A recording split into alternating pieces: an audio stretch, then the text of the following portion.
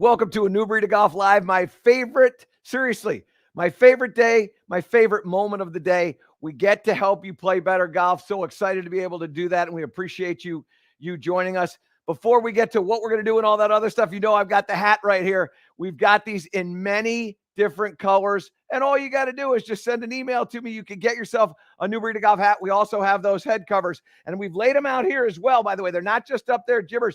We can get these things. Look at those. We got a bunch of different colors that are all there for you so that you can, in fact, bring us with you. And by the way, these are really cool. I don't know if I told everybody about these, but with this one here, check this out. It's got a magnet. The closure is a magnet. It's not Velcro. So you go like this. Look at that. It stays on the head. It stays on the club head right there. So you can get yourself, we've got them. We've got the blade style. We got the mallet. We've got center. If you've got a center shafted putter, we've got center shafted mallets. We also have for lefties. So we've got them all for you. Okay. That's what's going on. And then finally, when I reach into the back pocket where I'm going, the blessed poker chips, $6. All you got to do, send an email to me at newbreedofgolf@michaelbreed.com. Let me know if you want one, you want more than one, whatever you want to do. We want you joining the community. Be a part of it. Speaking of community, we're getting close to 40,000 followers here on the channel, and we're trying to grow that up to 100,000. The goal is 100,000 by the end of the year, but we can't do it without your help. So you got to make sure you let people know what we're doing here and let them know, hey, follow, join, be a part of that community. We're sending all kinds of notifications. We're trying to build this as best we can so that we can bring you this instructional content so that you can improve. And it doesn't cost you anything. That's what we're trying to do. We're trying to do it so it doesn't cost you anything. So be a part of the community.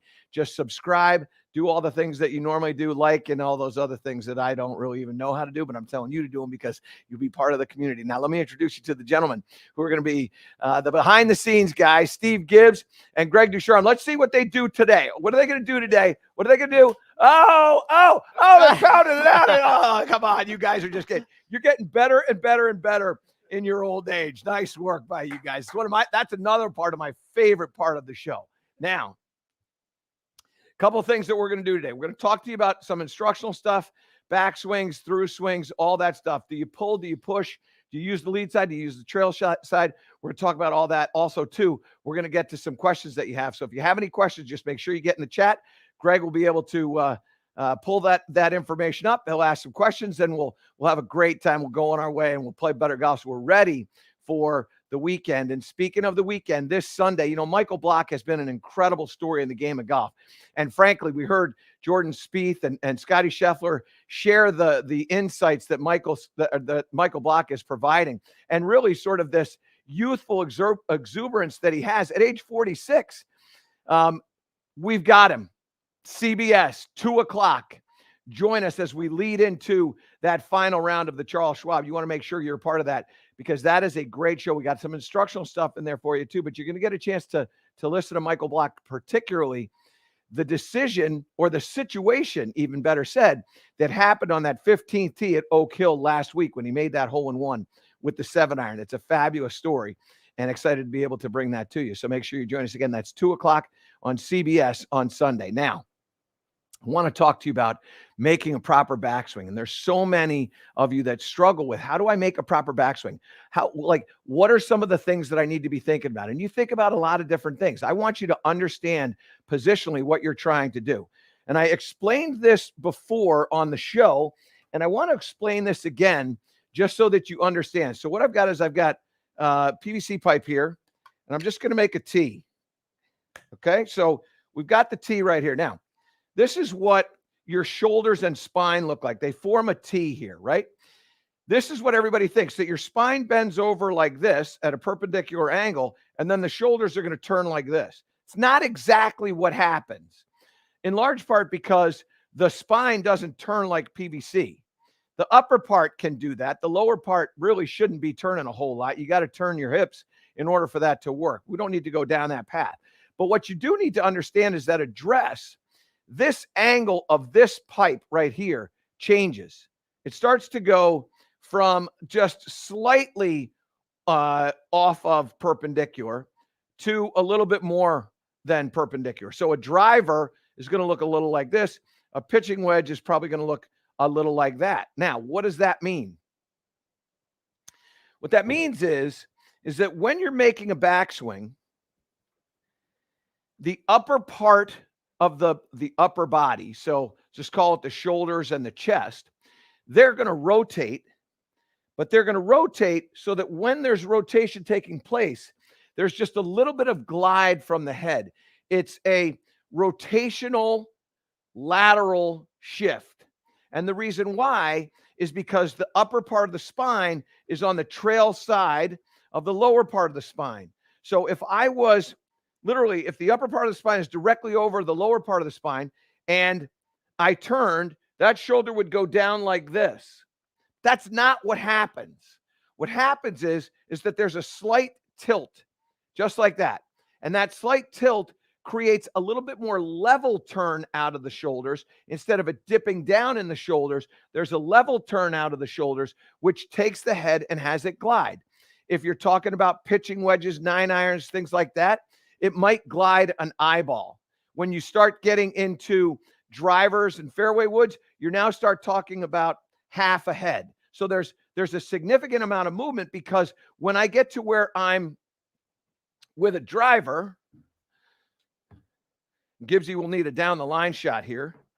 When I get to where I'm with a driver, now all of a sudden my spine is a little bit taller, and face on here, my tilt is a little bit greater, because again, my right hand, my trail hand, is lower than the lead hand. So now I've got this tilt right here. The other thing is, with a driver, I'm trying to hit up on the ball or hit level to the ground. I don't want to be hitting down. If I take the driver and I'm slamming it down this way, I'm losing a tremendous amount of club head speed, because the collision is not as good as it could be. So what we want to do is we want to understand that this tilt with a driver is like that, okay? With a pitching wedge,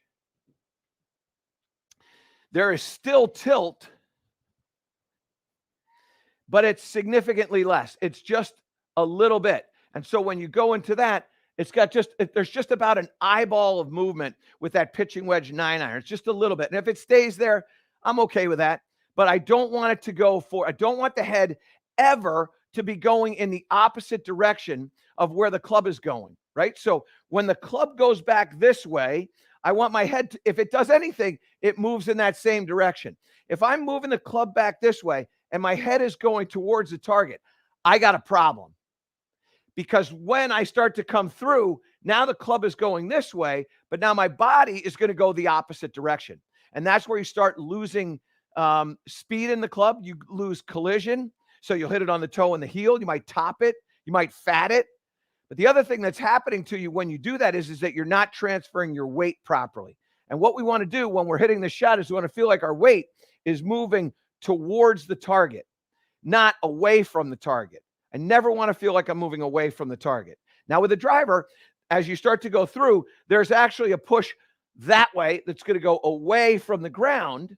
So it goes up in that fashion there, and large part again because I'm hitting up on that golf ball. Okay.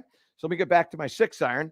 And I get this question a lot, by the way, Michael, why do you use the 6-iron? A 6-iron to me, and nowadays with the way 7-irons are made and the lofts that are on that, you can start to get enough side spin to be able to really kind of tell what's going on. More loft you get, the straighter the shot is that you're going to hit. So when you make swings with pitching wedges and 9-irons, sand wedges, that's going to be largely a straight shot because you have so much backspin. But when you start getting into the 6-irons or 7-irons, depending upon the loft, now all of a sudden what happens is you start being able to get some influence of side spin. And that's why the 6-iron is the one that I tend to practice with the most. It's the one that I do the majority of these instructional tips with, okay? So here's what I want you to think of. I'll use this as a demonstration. So I set this PVC pipe. Now, you can see that this is on a slight angle, all right? When I get set up to hit a shot, in fact, I don't need this club right now, so I'll put that down. When I get set up to hit a shot, my lead shoulder is right on this, okay? Try to quiet that down. When I make a backswing, I want to see space between my shoulder and that swim noodle. So I go back, imagining I got a driver. I take the club back, and I want to feel that. Now back out of that, Gibbsy, give me a full, yeah. Now what you can see is that when I get to the top of this swing, this angle of the PVC pipe and the swim noodle is roughly the same angle from my shoulder down to my heel. Okay, so we go here, rotate back, and now we're in that position there. And what you can also see is my nose is roughly under the R or the A in Franklin, that Morgan Franklin. So when I go back and I make this swing, now what you can see is that I've shifted back and it's moving back to the F or the N in Morgan Franklin. So that's why I said about a half a head shift in the backswing, depending upon the club that you're hitting. But what you want to do is you want to feel like when you're rotating that this angle of the back and particularly from the hip to the knee is on an angle leaning back away from the target. I don't want my lead shoulder to go down. I don't want to turn that into an elevator. Okay, so what I see and what happened today or yesterday rather in a lesson that I was given, one of the students of mine happens to be a hockey player, was taken and going this way with the shoulder, and the shoulder was going down like this. And now all of a sudden what you can see is that my head is not only going down, but it's going forward. So I go like that. Now, what are the things that take place from there? Well, I got two options. Okay? I've got two options. One option is to stay over that foot. So when I go down like this, now I stay over that foot. And now this club is going to be, look at how see where my hands are? They're basically over the golf ball right here. And when they're over the golf ball right here, now I'm going to slam the club down to the ground and I can't get through the ball. So that's one of the things that can take place. The other thing that can take place is you go, well, I got to get through the ball, which we're all trying to get through the ball, right? Because we want to move the ball over there. We're not trying to move the ball that way. We're trying to move it that way. So in order to get through that ball, now I got to do something to get through the ball. So what do? I back out so that my hands could get through. I have to create space. So I stand up on the shot. I early extend. I do all these little different things. And what I do when I do all that is I move the low point of the swing behind the golf ball. So when I tilt this way and I stay there, the low point is really, really forward, but the angle of attack is incredibly steep. And so what that will do is that will jar your wrists, that will cause a very low ball flight, which will steal distance from you. And also too, it creates a lot of rollout.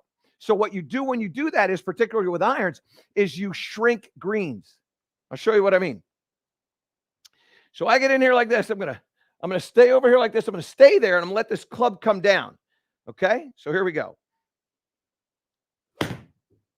And now what I get is I get honestly, a terrible strike. But let's take 4 up into the corner here, Gibbsy, and let's show what happens. So club head speed there was about 74 miles an hour. Spin rate was in the 5,200s. The launch angle was at 10. The apex is at 31. But this is the part I want to point out to you because this is what I was talking about. That ball carried 134 yards and it rolled out to 145 yards. So that's 11 yards of rollout. 11 yards of rollout is 33 feet. That's a ton. Now, watch what happens when I do this correctly. And I'm going to try to swing this at roughly the same speed. So that's about 74 miles an hour. So we'll go here. I got it a little bit faster. That one there went to 78 miles an hour. But what I want you to see is a couple of things that changed. One, that launch angle that was at 10, it jumps up to 19. So now the ball's getting up into the air. The ball gets up into the air. It has 167 yards of carry and it rolls out to 170. That's only 9 feet. So I got 9 feet of rollout versus 33 feet of rollout. That's a huge, huge difference. And then you start looking at the apex. That apex was 86 feet instead of 31 feet, something along those lines. So by making the proper backswing, now all of a sudden I can get through that shot a little bit easier. The ball starts to go up into the air. It comes down on the descent angle at 44 degrees. Big, big, big difference, which is one of the reasons why on relatively similar backspin, about 5,200 backspin. So the backspin about the same. The backspin doesn't help stop that ball when it's launching at 10. It does help stop the golf ball when it's launching at 19 and apexing at 86 feet. Okay? So what we want to do is we want to make sure that we feel like this lead shoulder, when it goes back, is moving along the ground, not into the ground. It's moving along the ground this way, which will help to move that head back like that, right? So when you start thinking about how is the shoulder going to move, the lead shoulder is going to move in the backswing, you want it to feel like it's moving along the ground. If we go to a down the line here, Gibbsy, I want to feel like my lead shoulder is moving level to the ground, not into the ground. Now, what's also interesting is that when we have that shot, stay there for a second, you can see my chin is over that barrel right there. Okay. Now, when I make a backswing, my chin stays over that barrel or moves slightly inside of it. But when I take this and I let that lead shoulder go down like this, now what happens is my head moves out towards that barrel. And now I got to recover that because I need space to move through. So now I'm backing out.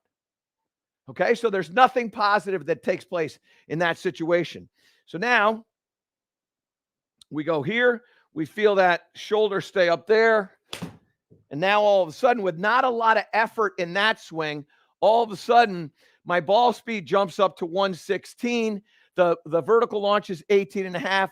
The launch angle, let's just take a peek at this here. Go up to that 4. This is how everything kind of changed. But this is cool because on this one, which the club head speed is 75.8. So remember the other one that I stuffed into the ground? That was at 73. So you're only talking about 2 miles an hour difference. And yet, at 2 miles an hour difference, because of the strike center face, also too because of the collision, the club along the ground there, all of a sudden what happens is my ball carries out to 175 instead of 133. And also because the apex is at 89 feet instead of 31 feet, and my launch angle is 18.4. Now all of a sudden it gets up into the air. Now when it comes down, the descent angle is back to 44 degrees. And all of a sudden you look at this, that ball flew 175, rolled out to 179. So that is 12 feet. You can play 12 feet. And again, the backspin on this one actually came down. So we had more backspin on the one that launched at 10. So I had more stopping power by about 100 and change RPMs. But what ends up happening is because the descent angle is steeper and because the apex is higher, now all of a sudden it doesn't roll out as much. Okay. And that's just letting that lead shoulder kind of glide a little bit in that backswing there. Okay. So I want you to feel like when you're taking the club back, that lead shoulder isn't necessarily going down to the ground. It's going along the ground. And if your head moves slightly, that's fine. In fact, great. So now that leads us to how we get through the golf ball. It's one of the big questions that I get. You get like, what starts the downswing? And the answer is, well, everybody's different. But what you have to figure out is, are you more comfortable with the lead side clearing, which is the term that is used, or getting out of the way, right? So imagine there's a roadblock here. You make a backswing. Let's go down the line. We go down the line. There's a roadblock right here. My left shoulder, my left hip are sort of in the way, and I got to get through. So if they clear out, now there's room for the trail hip and trail shoulder to get through that shot. Well, that's kind of appealing. So by clearing, I open up the pathway. So one of the things that you're going to be thinking about and trying to figure out is, okay, does the hip go first and then the shoulder go? You don't have to necessarily think about the shoulder to get the hip to work, and you don't have to think about the hip to get the shoulder to work. It's more like they move together. They're sort of on the same team. So you get in here like this, and we're going to get the left shoulder, the left hip, or the lead shoulder, lead hip to move out and back and away. They're getting out of this way. You're getting out of this space. They're in that space. Get out of that space. So imagine that. We're going to get that out of that space.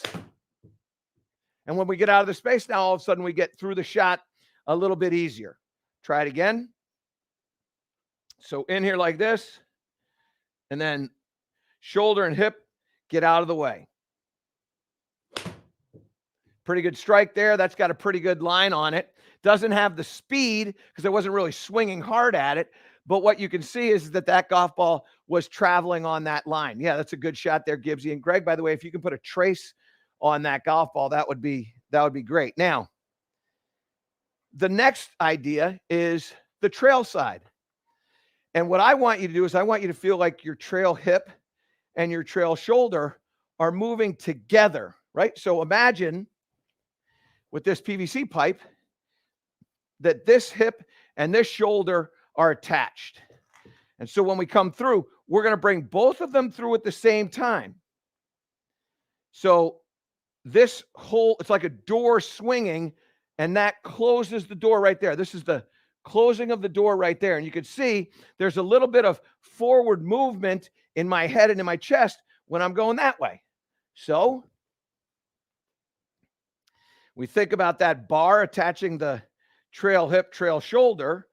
And now when they go through, we're going to push that. And a pretty good strike there. A little bit faster. That ball speed is at 117. Beautiful. Finds the bucket there. Yeah, you can see all that. Those are all really good numbers. Again, ball speed's at 117. So how do we practice that? Okay. So now we get this back again. Now this time what I'm going to do is I'm going to straighten this up, and I'm going to turn this way. Okay? So now what I'm going to do is I'm going to set that on the lead shoulder like this. And what I want to do, I'm not thinking about the backswing right now. I'm just thinking about from the top of the backswing here, how am I going to get to that spot there? So if I do it with the lead shoulder and the lead hip, I might not get this trail side to get up there. If I think about the trail hip and the trail shoulder getting up there, now I have some movement. Now, here's the thing. Everybody's different. So one of the things in the tease that we threw at you was, well, which is the one that's the best one for you? Am I moving that lead side out? Am I moving the trail side out? I know a lot of players that think lead side. I know a ton of players that think trail side, and they all work. But everybody's different, right? So what I can tell you is this. When I want to really bash the ball, when I'm really trying to hit it hard, I think about the trail side. When I want to hit a draw, I think about the trail side. When I want to hit cuts, I think about the lead side. And the reason why is that when I think about the lead side getting out of the way, I tend to drop, me personally, I tend to drop my lead shoulder down, and that throws the club out over the plane. So I go this way, it throws it out over the plane, and it creates a little bit of a cut motion. So when I want to try to cut the ball, I'm trying to do it with my lead side. I don't have the speed, like I said, but I get the shot shape that I want.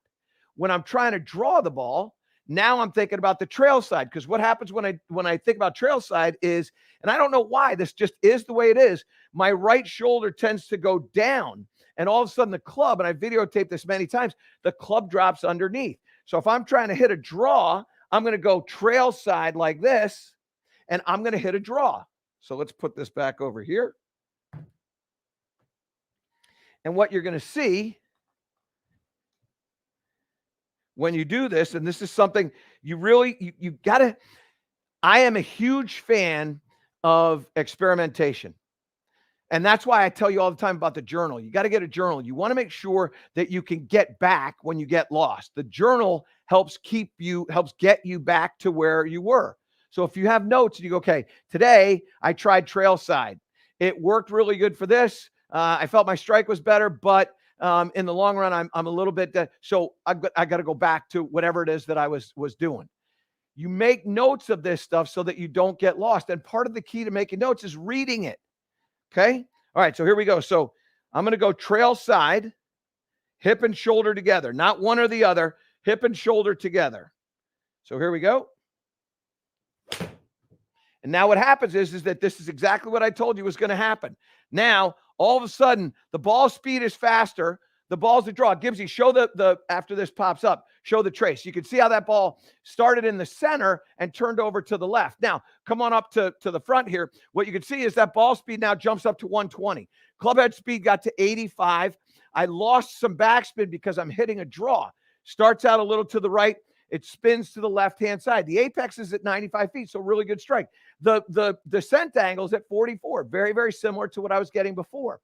But because of the added ball speed and the draw, now all of a sudden two things changed. One is I got that ball to carry out to 185 instead of 175. And then the other was it releases a little bit more. And that's what I find happens because of a number of different factors. It releases a little bit more. But also, too, what happens is the launch angle can tend to come down because the club face is shut just a little bit. That's why you get that draw. So what I find is that I actually use both.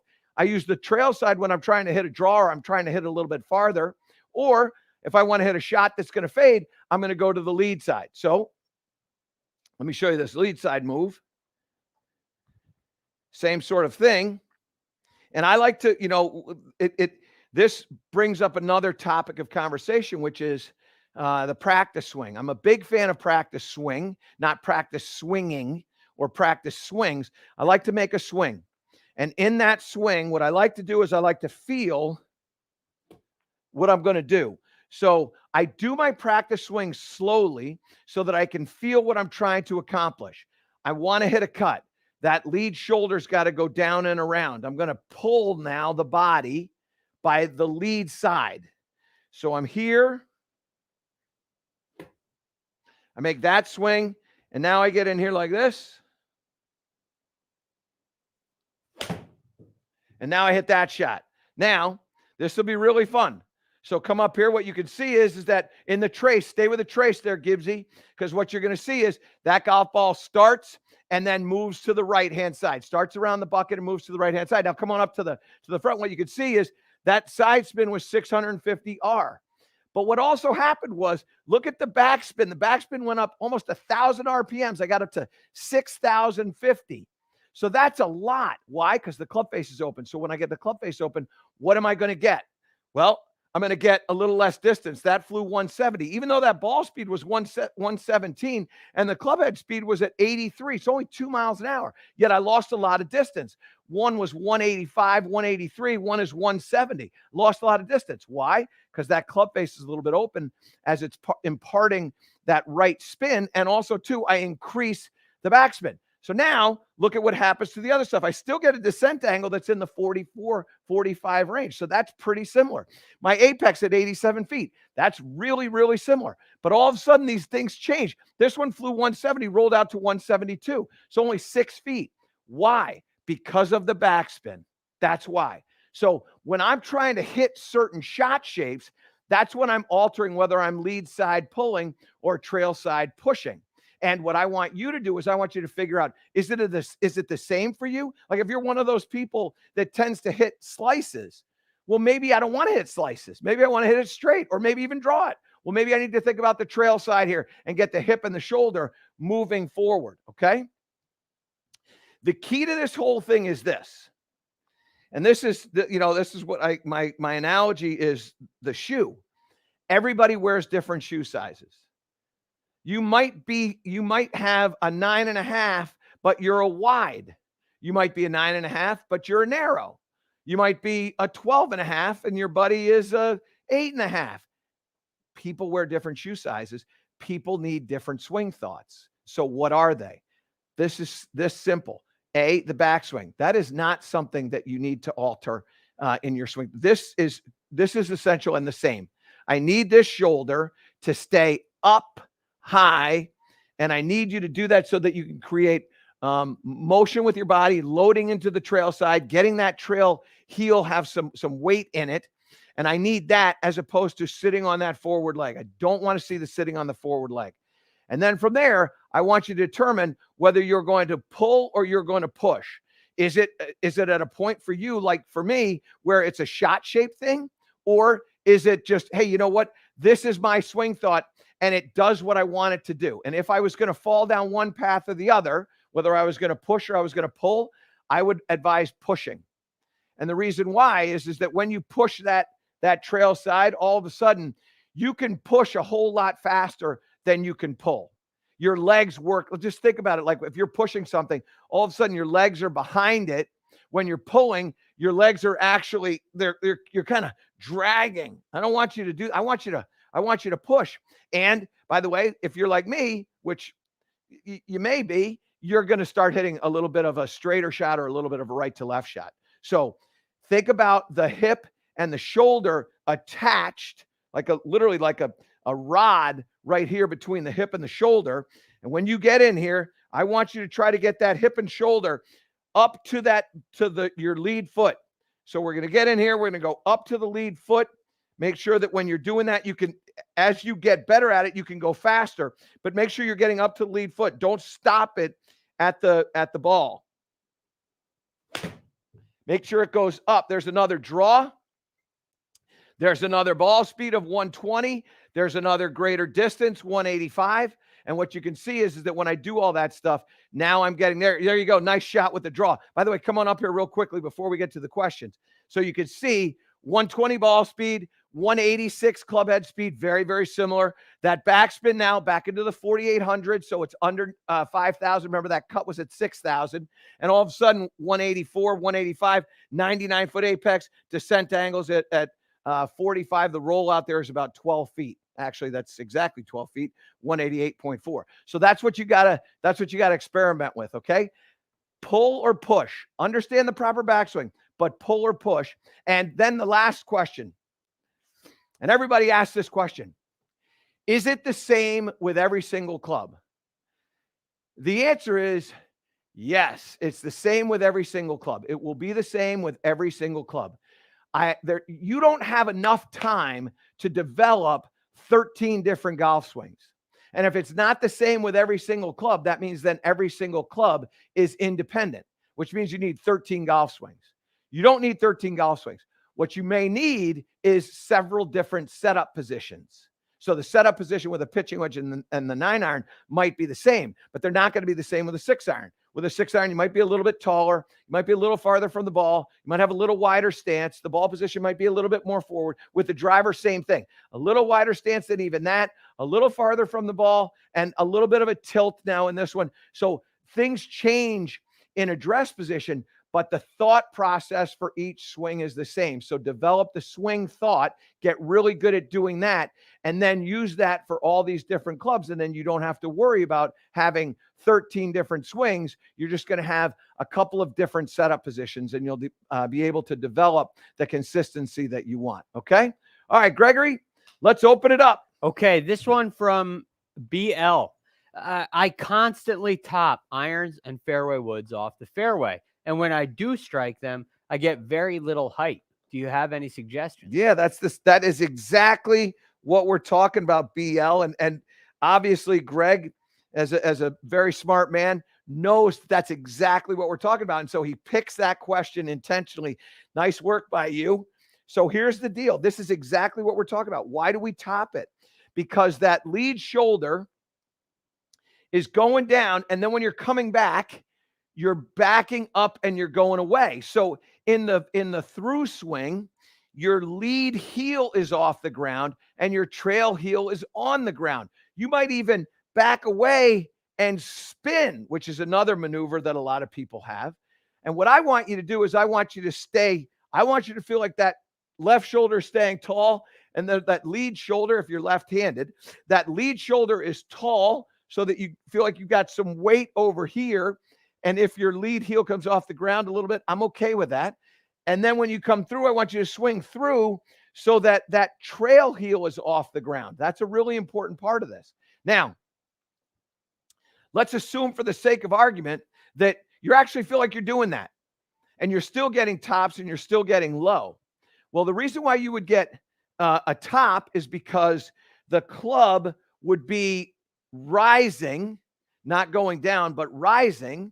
And when you don't top it, you're still hitting it pretty high on that golf ball. So that would tell you that your body is coming up in that situation. Again, lifting the club off the ground and creating that low shot. So if you feel like what you need to do in order for you to be able to strike that ball solidly, and this will create a low shot for a variety of reasons, but I like to say just cover the ball. It's not what I recommend. I don't believe that's the problem. What I believe is the problem is what we just talked about.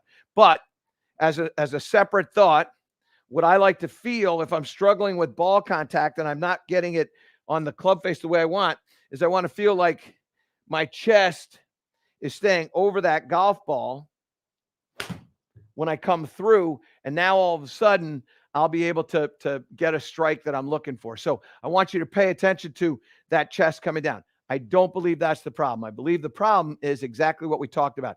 That lead shoulder is going down instead of staying up. And then as you come through, that lead shoulder is going up instead of staying down when you come through. And when you start to do that, you'll get the strike that you're looking for. Okay. This one from Lee. Maybe hanging back is part of the problem, but no matter what I try to do, my driver miss is low and toward the heel. Even with the ball teed up high, trying to line it up off the toe, all of those things. Can you help me hit the center of the face? Yeah, absolutely. So look, this is the same thing. Like when you start to take the club back, and let's go to a down the line shot here. When you start to take the club back, if your hands don't have depth, so in other words, depth is where when your hands are back here instead of over here. I like to look at it this way. When you take the club back, do you feel like your hands are between your shoulder and the golf ball, or do you feel like your shoulder is between the hands and the golf ball, right? So if I take my hands and I get them into a deep position here, now the club's going to be able to come from the inside. If I take the club back like this, my hands are now in between my shoulders and the golf ball. Now all of a sudden I'm going to get steep. And when I get steep, this club is going to be working out over here. And I better have the club face open. If I don't have the club face open, I'm going to hit a massive pull. So when you come through and you take it this way, out here, hands up here, club face open, now you start coming out over that right there. And now the only thing that you can have, go down the line if you would, Gibbsy. And now you can have, all you can see the head of the golf club is on that side of the golf ball. Now I have to come across that way. And when I come across that way, get it in the heel, and it's not good. So what you want to do is you want to do exactly what we talked about. That lead shoulder is going to stay high in the backswing. And when that stays high in the backswing, it's going to throw the hands into much greater depth. And when the hands are in a deep position here, now the club can come from the inside. Now I can hit it higher. Now I can start it to the push side. And now I can turn a little bit of a draw in that. You can see how that's spinning back to that target there. So what I want you to feel is I want you to feel some depth in the hands in the backswing. And when you get that depth in the hands in the backswing, now all of a sudden what you have is you have a chance to be able to get this club from the inside. And that's going to help you get it in the center of the club face. You'll get away from the heel. You'll get it in the center of the club face because the club in the downswing is not out and over the line. It's underneath. And when it's underneath, now you're going to hit it in the center of the club face. Okay. All right, Gregory. Okay, this one from Richard. Based on this premise, where do you move the ball depending on club, especially if you're trying to get through the ball? You move it forward in your stance? So believe it or not, the golf ball will have an influence on your shoulders at address more than your ability or inability to get through the shot. So I don't necessarily think about ball position relative to my ability or inability to get through the golf ball. What I think about is the ability for my body to rotate and move correctly. So what I would do is this. This is how I would set this up. You're going to need a down the line shot here, Gibbsy. No, I'm going to do this differently. I'm going to go this way. My fault.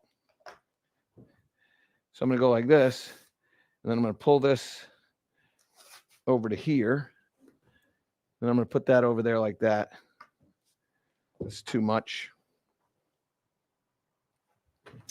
So now, if you go face on, right? Okay, good. And then also show the down the line.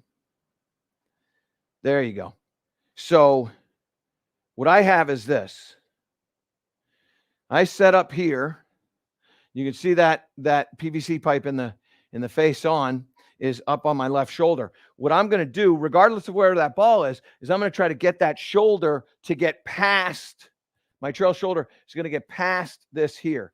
Okay. So you can hit balls this way. I'm not going to hit anything, but now I just feel like I'm moving my body weight forward. Okay. So I move nicely through there. And all of a sudden my trail heel, go back to me here, Gibbsy. My trail heel is up in the air. Okay. If I don't get through the ball, that trail heel is not going to get up into the air. So don't follow the ball here, Gibbsy. Just stay with me. So we got that there. Right now, same thing. Body's going to go forward. There we go. And look at my shoulders right in line now with that floaty. And I got through that nicely. Again, the heel is in the air. So what I like to do is I like to set something up. Okay, today I'm going to work on getting that body to get through. Ball position will not make the difference. The difference will be your intent of getting here like that instead of hanging way back like this. If I hang back like this, I'm nowhere near that thing. I got to get up here like that. So that's why little things like this. This is why I'm a big fan of PVC pipe. I love this because it makes things so much easier for you to see and feel.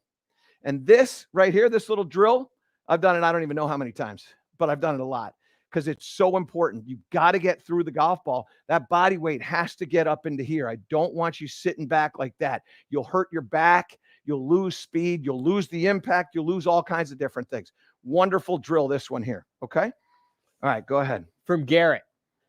How can you hit shots that start straighter or even pull while still being shallow? I struggle with wedges, pushing it out to the right for a right-handed player.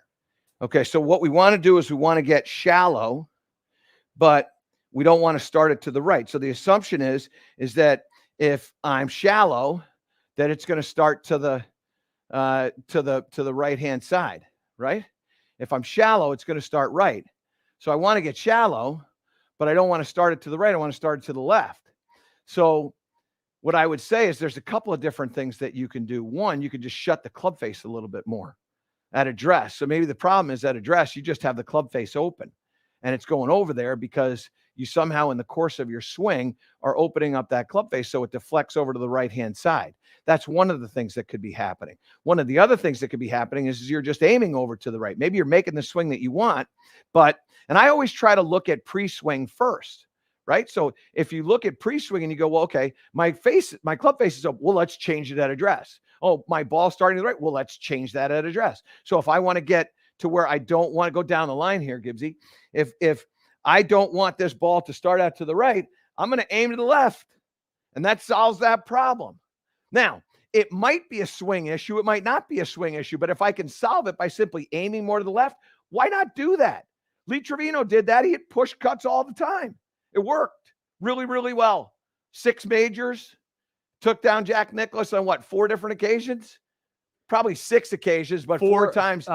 Nicklaus 4 of his wins, Nicklaus was the runner-up. Right. So I would say took him down 4 times. He might have been playing in the other 2 that he won. But the point is that he was very successful just playing a little bit open. And you can do that too. It doesn't matter. Seriously, it doesn't matter what it looks like. What does the ball do? So open up. Now, the last thing is if you want to shallow out and you want to kind of make sure that as you shallow, you don't push, well, then that's where I would probably nudge the ball just a little bit more forward. I don't know that that's going to solve it, but I might just do that just to experiment. But I would definitely start with the club face first, and I would definitely start with aim second, and then I might start with the ball position third. But I wouldn't get out of that motion. If you're getting consistency and the ball's going over here, it's going over here, it's going over here, then that's what I would do. I would change my grip, or I would change my aim. Really make it simple. I know. Sounds simple. It is. All right, go. From Matt. I'm getting pain in my lead thumb after I play or practice. Am I overhinging? How do I avoid this? Okay. So Gibbsy, we're going to need a camera 3, and you're going to zoom in right into this area here. Okay. Now, as I'm talking to you, Gibbsy's working on getting camera 3. So you might be overhinging, but what you might possibly be doing is gripping the club at the start. So if I go here, what you can see is my thumb is just barely past that knuckle right there. Okay. There's a little better shot. Now, if I hold it like this, which is really in the fingers, you can see how far down the shaft is my thumb is right there from that knuckle. That's a lot. And what happens is that gives me a tremendous amount of ability to hinge it. Yeah, there you go. Get in there. And that hurts. Whereas if I go short thumb and I go to there, I can barely get to 90 degrees. And if I take this thing and I put it more in the palm of the hand like this, so now I'm really in the palm of the hand, and now I go there, I can't get to 90 degrees. So what that means is that you might be overhinging But the reason why you're over hinging is because you start with a tremendous amount of hinge at address. So go down the line here. And I don't know the answer. Who's this from again, Greg? Matt. Matt. So Matt, if you set up and you have a long thumb like this, what you're going to notice is that if I extend the shaft into the body, it'll hit me in my thighs. And what will also happen is the toe of the club will be in the air. If that's what you look like at address, which is probably what happens, okay, then you've got it too much in the fingers of your hand and you need it more in the palm of your hand. So you need it to run down this way. So stay down here, maybe pick up a 7 here, if you would, Gibbsy. But what you have is you have your hands like this, right? If the shaft of the golf club is coming into the fingers perpendicular, then you're going to have a long thumb. If the shaft of the golf club now comes in on an angle, see how when I have that there, you see the angle that my thumb is at right there? Most people don't put their thumb straight up in the air perpendicular. Most people have their thumb and it's on an angle like that. Well, if you take the club and you put it on the same angle as that thumb, just like that, you see that right there? And now grip it there. Now you're going to have what we call a short thumb. And when you have short thumb, and now I swing this back, go face on here, if you would. Now what happens when I go up here is I'm not going to get a lot of wrist set. I'm going to get the right wrist set, the appropriate wrist set, because this thumb now can't hinge very far because the short thumb puts the club in a position where it can't do that. And by it sitting in the palm, it's not going to have as much hinge either. It's like if you tried to hammer a nail and you grabbed it in the palm and you started swinging at it this way, you're not going to have a lot of leverage. You hold a hammer, it's way in the finger so you can snap that thing like this. Go down the line here, Gibbsy, if you would. So now I can go like this with this. You can see how easy it is to get to that 90-degree angle. Well, if I put it in here like this and I try to go there, I can't get to 90, so I'm not going to get quite the snap. So if you want to get rid of that pain in the thumb, what you got to do is you got to set that grip so that it's on that angle of the thumb. And you'll see the heel pad of the lead hand sitting on top, short thumb now like that, short thumb.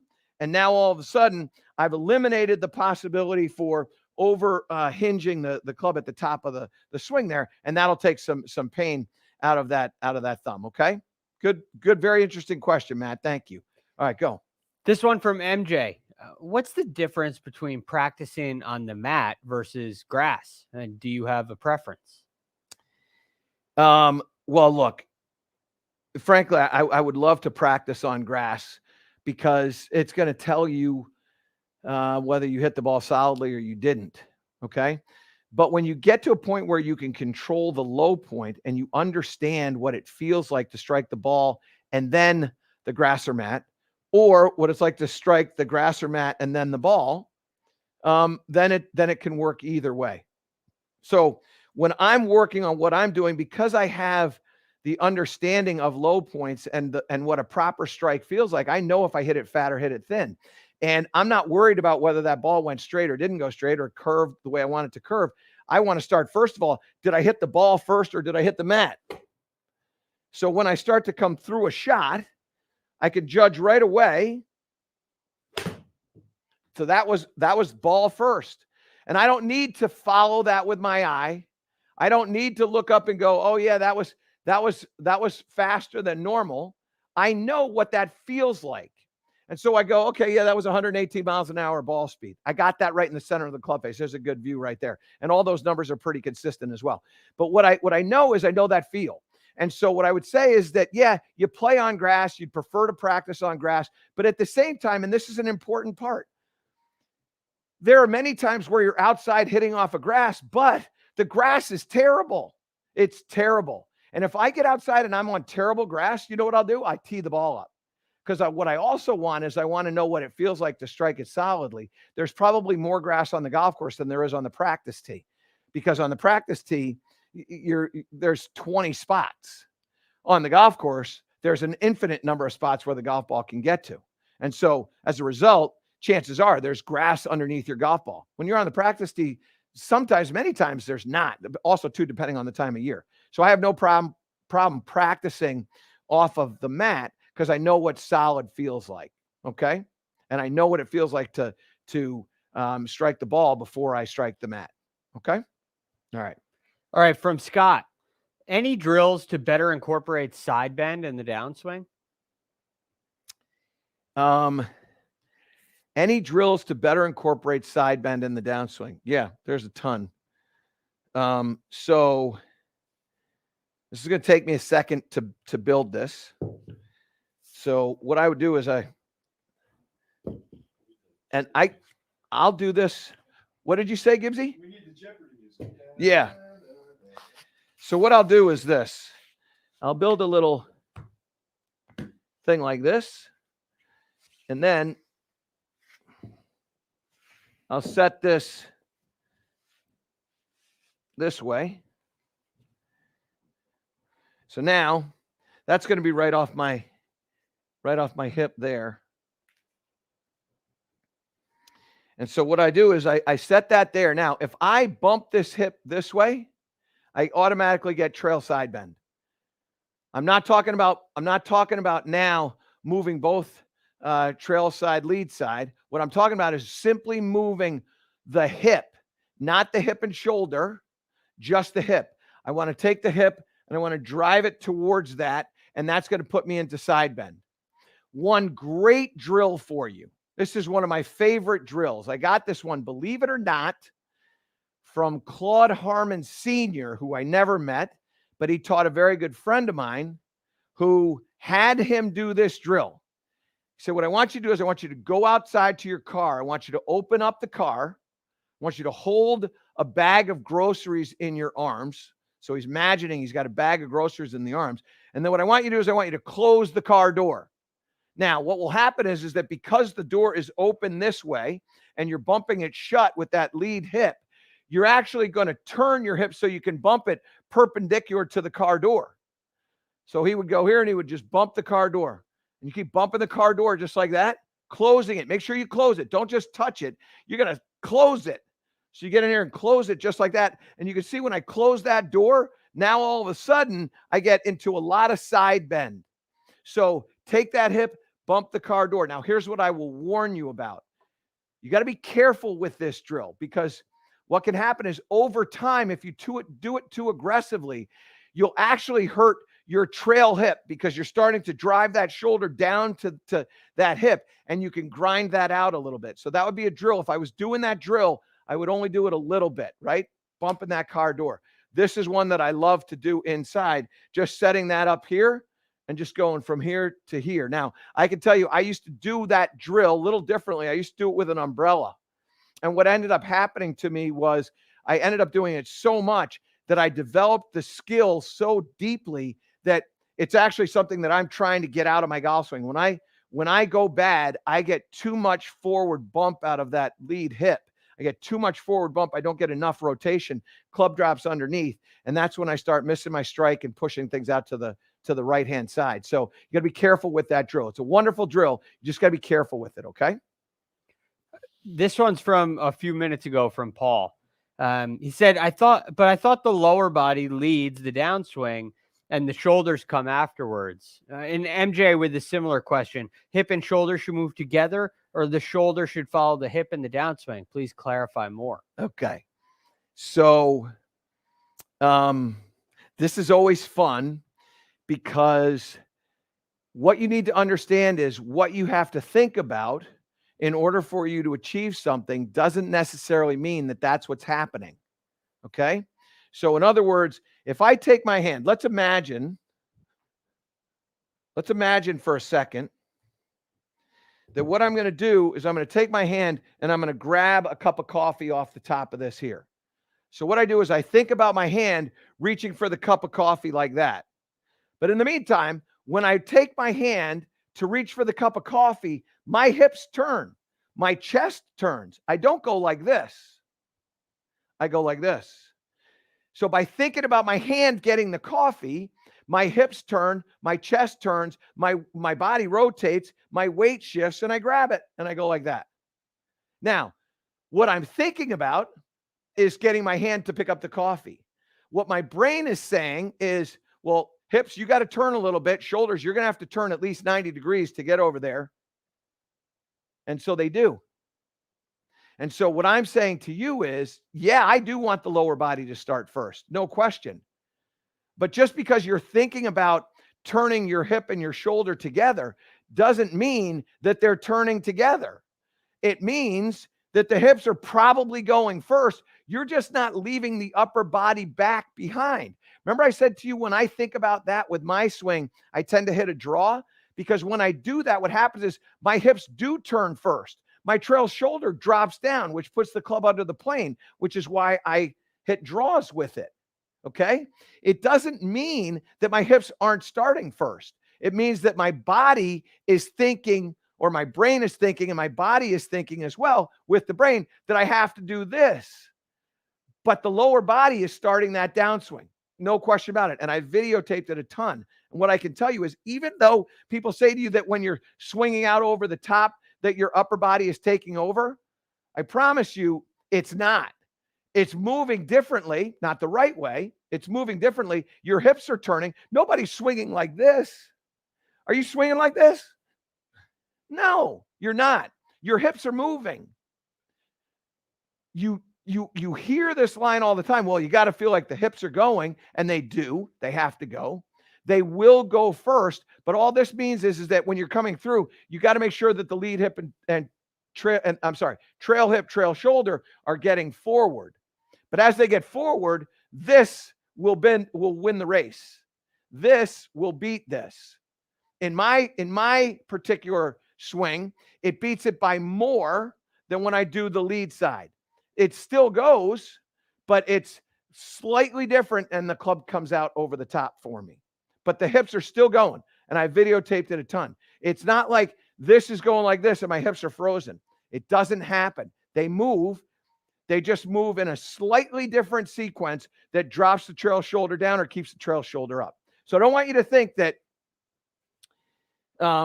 that in order for you to be able to get the lower body to initiate the downswing, you have to think about the lower body. That is not true. Just like I told you with the cup of coffee. When I reach across to get the cup of coffee, the thought of reaching across to get the cup of coffee, all of a sudden my hips turn. And my hips turn before the shoulders. It happens because there's no way that I can do this and lock this down. I have to open it up. And I open it up by the hips turning out of the way. You don't think about it. You might not even feel it, but that's what's going on. Okay. Very interesting question. All right, go ahead. Okay, this is from Brad. How do I determine the correct launch angle for the club I'm using to make sure I'm not doing too much or too little? You remember that reference? Yeah. So listen, so this is a hard question to answer. And it's not a hard question to answer because I know what it is for me. It's a hard question to answer because everybody has different lofts in their clubs, right? So if I'm playing, let's just say I'm playing a Titleist T100, the 6-iron of the T100 and the 6-iron of the T300, they differ by 2 degrees, right? And so if I make the same swing with a T300, my launch angle with my 6-iron is going to come down 2 degrees, right? So it's very difficult to say, well, there's a precise, it has to be this or it has to be that, whatever. The other thing is that everybody has, a slightly different attack angle with the club, right? So if I'm coming down with a T300 and I'm hitting a cut, that club, if the club face is square or squarer, I should say, it will launch at a different launch angle. If it's open, it'll launch a little higher, even though the angle of attack is the same because the club face is open a little bit more. And so this is just, I get these questions. I hate answering them the way I have to answer them, but there is no absolute. What is absolute is you want consistency. Consistency in your launch angle is what allows you to have consistency and predictability in your irons, right? So when I'm hitting my shot with a 6-iron and I hit my cut, I want my launch angle to be somewhere between 17 and 19. So if I get 18, that's great. If I get 17, that's great. If I get 19, that's great. It's more or less going to go the same distance. So if I have a 2-degree difference, 17 to 19, I'm fine. Once I get to 20, I got a problem. Once I get to 16, I've got a problem. Okay. So I'm looking for a standard shot, standard cut shot for me, which is what I like to play. Standard cut shot for me. I like that launch angle to be between 17 and 19. I tend to be on the high side of 17 and the low side of 18. That's where I tend to be. I tend to be like 17.5 to 18.5. Sometimes I'm going to get a 17.2. Sometimes I might even get a 19 or a 19.1, but they're pretty much in the same neighborhood. Okay. It's a terrible answer. I get it. Sorry, but that's just the way it is. There's no absolute. Okay. There is none. Go ahead. This one from Tidal Wave 1. I'm getting an occasional hosel shank on my 7 to 8 iron when trying to get shaft lean or compression. Is my left side not turning properly? Am I using too much arms? No. So, okay. So, when you're trying to get more shaft lean, this is a cool conversation. We haven't had this conversation in years. So go ahead down the line here, if you would, Gibbsy. So if I'm getting shaft lean and my interpretation of shaft lean is driving the handle ahead of the club head, what I start to do is I start to move the handle of the golf club out to the push side. And what it does is it introduces the hosel because it's going out like this. Okay. What you have to remember is that the swing arc is in fact an arc. So my hands are going to come in and then they're going to go around me. They're going to go over here. They're not going to go that way. They're going to go around like this. So if I take the shaft of the golf club and I lean it like this, what you can see is when I lean it, it's actually going to move slightly in. So if I'm leaning, I want to lean in. I want my hand path to be in when I lean. I don't want my hand path to be out when I lean. So it's a misinterpretation of the lean of the shaft. So what I want you to feel is I want you to feel that you're leaning, but you're leaning in. Your hands are in. They're underneath your shoulders instead of outside of your shoulders. So when you're trying to create lean, you get there and then you get there. Now that had a little bit more lean in it than I normally have.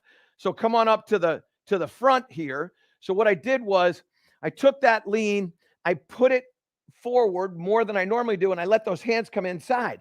That lean all of a sudden created a launch of 14.8. That's not where I want to swing the club from. Ball speed, what you can see is the ball speed was at 117.5. But now when I get that much shaft lean, now I lose a lot of stuff. What I lose is backspin. That goes down to 4,500. I don't play well down there. I typically am 52, 5,300. My launch angle is 15. Like I said, I'm sort of 17 to 19. My apex on this is 71. I'm normally in the 90-foot range, so that's too much shaft lean for me. And then the descent angle, that goes from, you saw all the 44s and 45, that's at 38. So what I get is I get a ball that lands at 177. That's great. But now all of a sudden it's rolling out to 186. So I'm almost getting a 30-foot rollout on that shot. That's a problem because I don't have the apex. I get too much shaft lean on that. Okay. But what you need to appreciate is that when you're trying to get shaft lean, don't let your arms and hands escape the body. Let the arms and hands go around as you get that shaft lean. And then all of a sudden you won't get that shank anymore. Okay. All right, this one from Frank. I like to hit straight or fades with the driver. I don't like to see the ball going left. I set up with the ball about chest logo and teed up just above the driver, not too high. But lately I've been struggling with too much left to right. Do you have any advice? So, yeah. So, Frank, first of all, I love this. And I love the fact that you're trying to shape it that way. One of the things that I would do is I always default to pre-swing. Okay. I know it sounds crazy, but I always default to pre-swing. So what can you do in the pre-swing that can put a little more backspin on that shot and take some side spin out? Well, one of the things that you can do is just lift that tee height. If you lift the tee height a little bit, what will happen is that you'll hit that a little bit higher on the club, and that will give you a little bit more backspin, and that will take some of that slice out or that curve left to right. So I would start with teeing the ball a little higher and seeing what you get. Okay. The other thing that I would say is that it sounds to me like in your swing, what you're doing is you're tilting those shoulders. So that lead shoulder in the backswing, got to get a driver for my man, Frank. So what will happen is that you're doing this number here, which is forcing you to stay over here. And now you're trapping it out with a steeper angle of attack. So what I would tell you is this: tee that ball a little bit higher. But now when you get into the address position, I want you to add some of this trail side tilt. So the lead hip, better move my arm out of the way here. This lead hip is going to go that way just a little bit. You're just bumping. So I call it a bump and drop. So you bump and drop. The drop is trail shoulder drops down. So it's bump and drop, bump and drop. And when you bump and drop, now all of a sudden, the club is going to come a little bit more from the inside, which will take some of that side spin out. And if you tee that a little higher, that will also take some side spin out. So those two alterations will get you back to the shot shape that you prefer. Okay? All right. This one from Ben. I have to line the ball up near the hosel because my miss is toward the toe. If I line the ball up in the middle, the ball mark is at the end of the grooves. Any recommendations or adjustments? So this is great because one of the big debates, you got to understand where this question comes from. My friend, Mr. Ducharme, he wanted to talk about toe hits this week, and we're going to talk about toe hits this week. And so what he's done is he's found a very creative way to get a toe hit question in there. So well done. Tell me I'm It wrong. was not planned. Yeah, it right. just stood out to me. Okay, so where do toe hits come from? Toe hits and shanks come from the same spot typically, and that is you're taking the club, you're rolling the club face open in the backswing. That's what typically happens. So how do we solve that? We solve that with a little PVC pipe. So what we're going to do is we're going to put this here like this, put that like that. Now, go down the line for me if you would, Gibbsy. So now what we do is we're here. If I'm going to get a toe hit, I'm going to spin that like that. So that's going to spin. You're going to need to show that face on as well because it doesn't show up quite as well as I want. So that spinning right there, that's going to create toe hits and shanks. So we'll just call them miss hits there. So what you want to do is when you take the club back, you want to feel like that. You want to feel like the top part of this PVC pipe is still on that side of the low part of the PVC pipe. So we go like this here. And now all of a sudden what we have is we have the club face in a closed position. I get a different wrist angle. And now I get up to the top. The club face is a little bit more closed. And now I don't have to close an open club face. See, toe hits happen when the club face is open. Now we start having to close it. And when we close it, we stop the top of the grip. And when we stop the top of the grip, now all of a sudden the grip starts working away from the target, which lifts up, which takes the body and lifts it this way, which puts the toe in the ground. And if the toe's in the ground, it's the only thing in the ground, you better hit it off the toe. Because if you hit it in the center, you're going to get a scumper. And nobody wants to hit a scumper. Okay? You don't want to do that. So what I want you to do is I want you to feel like, yeah, when I take this back, I'm going to get that way. And then when I do that, now I'm going to get it in the center of the club face. I'm going to hit a nice little draw. It's going to pierce out there. Again, 118 miles an hour ball speed, kind of like that one. So what I want you to do is I want you to go back to understanding what's going on with the face. You're just spinning that face open. It's going to be wonderful for a bunker. It's terrible for everything else. Literally, maybe flop shots that could help, but it's not very good for the other stuff. So what I would do is I would work on making sure that club face is staying more down to the ground. The toe is inside the heel, and then you got a chance to solve that problem. All right, we've got time for one more question here. Great job by all of you, by the way. And I mean this. I'm pleading with you, not on my knees, but nearly. I'm begging you. Tell your friends about what we're doing over here. We want people to play better golf. I'm not kidding you. We want people to play more golf. And how do you play more golf? You play better golf. And so what we're doing is this is a chance. There's not a lot of opportunities out there to ask questions. If you think about this, most everything is taped nowadays. And most instructional things are taped nowadays. This is the only program where you can actually go on and you can ask questions, you can interact. It's like a TV show, but it's live and all for you. Tell your friends about what we're doing over here. I'm telling you, it's important for the game, and it's obviously important for us to be able to continue to grow so that we can continue to help you. Okay? All right, we got one more question. All right, I'll skip all the toe hit questions. This is from DK. I have the tendency to re-grip the driver with my left hand at the top of the backswing. Do you have any cures for that? So I need to know from DK All this means is we're going to have 2 more questions. I need to know from DK whether he's right-handed or left-handed. So DK, if you can tell me if you're right-handed or left-handed, that can help solve the problem, because there are a couple little different things. If it's a lead hand issue or a trail hand issue. Right-handed. He's right-handed. Okay. So right-handed. Now we're only having one more question. So DK, you're the end of the road. So here's the deal. Most regrips, Gibbsy, we're going to need to go down the line and maybe a 7 up top here. So just zoom in up here. Okay. So here's what happens.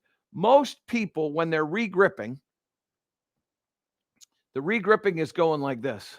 It opens up in the heel. That's typically what happens when we get a regrip.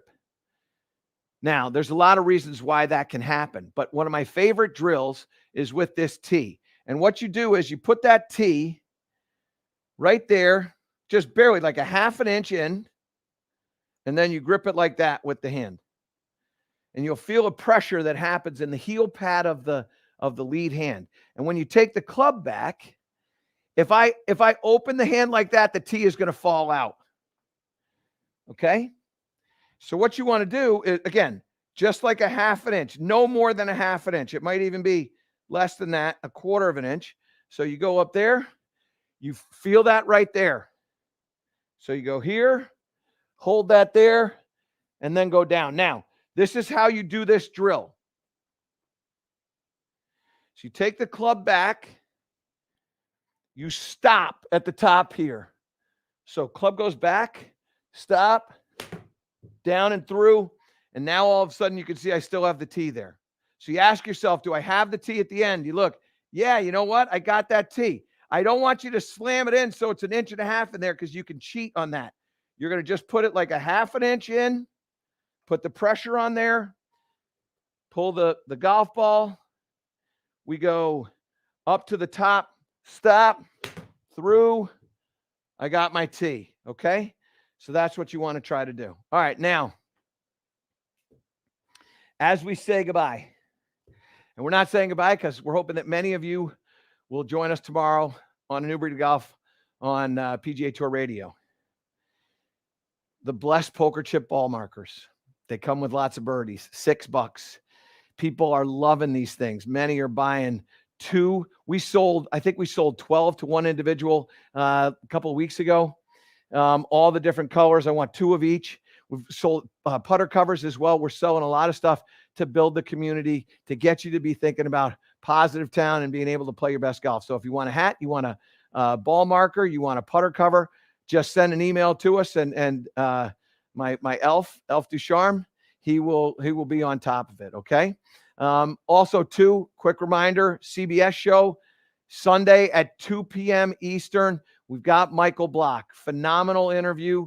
A wonderful guy. He tees off today in about an hour or so. I think he's late, like 2:30 or something along those lines. So you want to make sure you catch up with what Michael Block has going on, and we're all rooting for him. What a breath of fresh air he has been for the game of golf amidst all this turmoil that we've been going through. Here's a guy who's just saying, you know what?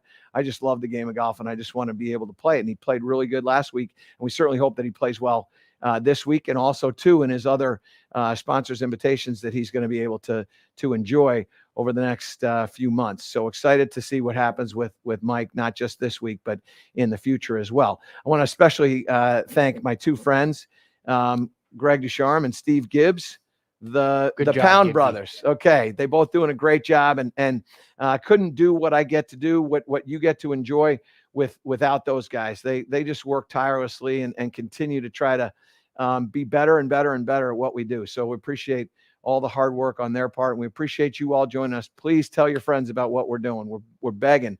We want you to be able to enjoy this for a long, long time, and we want to be able to help you improve your golf, okay? Make sure you join us tomorrow on Sirius XM on A New Breed of Golf at 8 a.m. Eastern. Otherwise, I hope everybody plays great golf this week, and I'll look forward to seeing you next week right here on A New Breed of Golf Live.